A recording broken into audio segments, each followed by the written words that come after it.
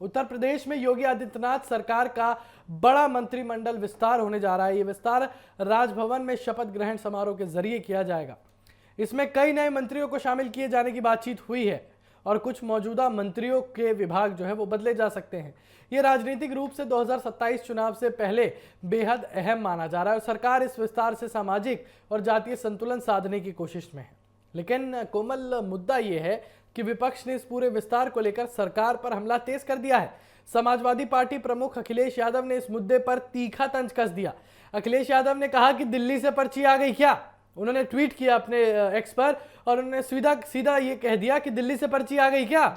ये बयान उन्होंने सोशल मीडिया पोस्ट के जरिए तो दिया, उसका इशारा लेकिन बीजेपी के केंद्रीय नेतृत्व की तरफ माना जा रहा है, यानी प्रधानमंत्री मोदी की तरफ, गृह मंत्री अमित शाह की तरफ। यानी ये कहा जा रहा है कि उत्तर प्रदेश की बागडोर जो है वो योगी आदित्यनाथ नहीं संभाल रहे, प्रधानमंत्री मोदी संभाल रहे हैं, अमित शाह संभाल रहे हैं।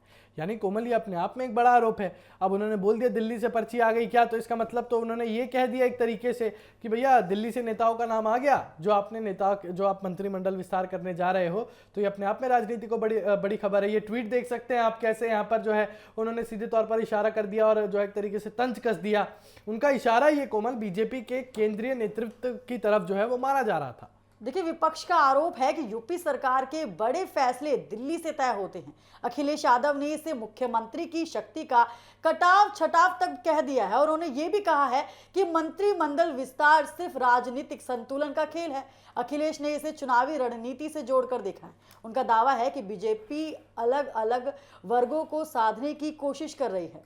बिल्कुल, और यहाँ पर अखिलेश यादव का सीधे तौर पर यह दावा है कि आप जो मंत्रिमंडल विस्तार करेंगे उसमें भी महिलाओं को आरक्षण दीजिए। लेकिन कोमल, यहाँ रोक के सोचने वाली बात यह है कि ये वही अखिलेश यादव है, ये वही समाजवादी पार्टी है जिन्होंने सदन में महिला आरक्षण को लेकर नो का बटन दबाया था। अब आप सोचिए, मतलब एक तरीके से इन्होंने नो आपत्ति दिखा दी थी कि महिला आरक्षण आएगा तो भैया हमें आपत्ति है। हालांकि बाद में अखिलेश यादव ने ये क्लियर किया, अखिलेश यादव ने बताया कि हमें बीजेपी के उससे दिक्कत है, बीजेपी की बात से दिक्कत है, बीजेपी क्रेडिट ले लेगी, हमें उससे दिक्कत है, हमें महिला आरक्षण से दिक्कत नहीं है।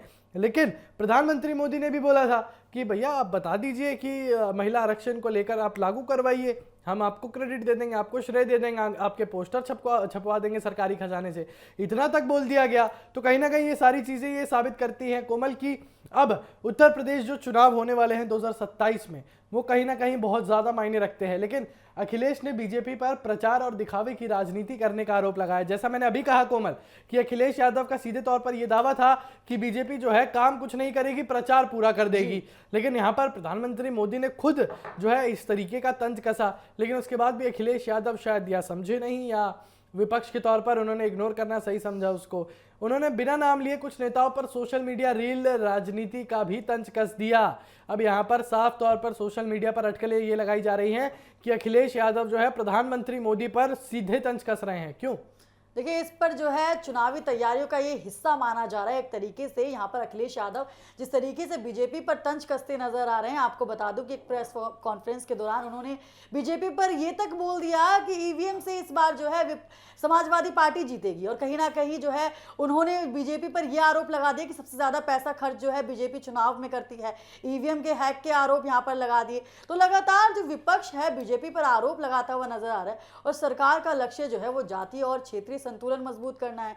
तो वहीं कुछ नए चेहरे जैसे क्षेत्रीय और सामाजिक प्रतिनिधित्व को शामिल किया जा सकता है। राजनीतिक जानकार इसे 2027 चुनाव की रणनीति का हिस्सा बता रहे हैं। अंकुर, बिल्कुल, और कोमल यहाँ पर अगर अभी आपने प्रेस कॉन्फ्रेंस की बात करी तो उसी प्रेस कॉन्फ्रेंस की तरफ बढ़ के ये कहा जा सकता है कि अखिलेश यादव ने 2 बयान दिए थे, 2 दावे किए थे।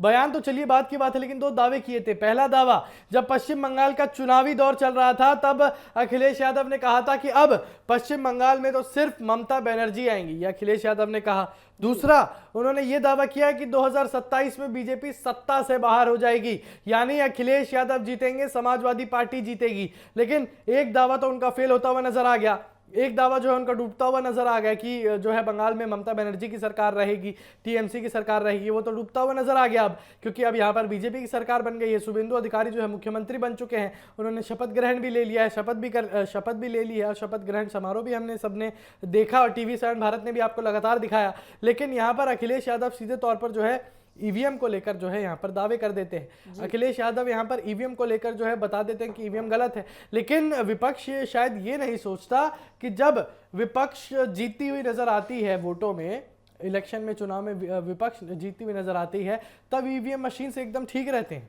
जी, यह आरोप तो केंद्र भी लगा सकता है। देखिए यहाँ पर आरोप लगातार सामने आ रहे हैं, इसी को लेकर जो ममता बनर्जी ने भी कहा था, राहुल गांधी ने भी कहा था, तो ये तस्वीर सामने आती है कि अगर कोई और पार्टी चुनाव जीतती है तो उनका कोई लक्ष्य नहीं है, साफ तौर पर वो कह देते हैं कि ईवीएम हैक है, और यहीं अगर विपक्ष जीतता है तो वो कहता है कि चुनाव पूरी निष्पक्षता से हो रहा है। बिल्कुल, और बीजेपी की ओर से अभी तक अखिलेश यादव के इस बयान पर कोई सीधी प्रतिक्रिया नहीं आई है, लेकिन ये साफ है कोमल कि यूपी की राजनीति में बयानबाजी और ज्यादा तेज हो गई है। योगी सरकार का कैबिनेट विस्तार सिर्फ प्रशासनिक बदलाव नहीं बल्कि एक बड़ा राजनीतिक कदम माना जा रहा है। वहीं अखिलेश यादव ने इसे लेकर दिल्ली से पर्ची वाला तंज कसकर बीजेपी पर केंद्रीय नियंत्रण और चुनावी रणनीति को लेकर सवाल उठाए हैं। इससे यूपी की राजनीति में नया टकराव हो गया है और वो और ज्यादा तेज होता नजर आ रहा है। फिलहाल ये सारी रणनीतियां 2027 के चुनाव को लेकर बताई जा रही हैं।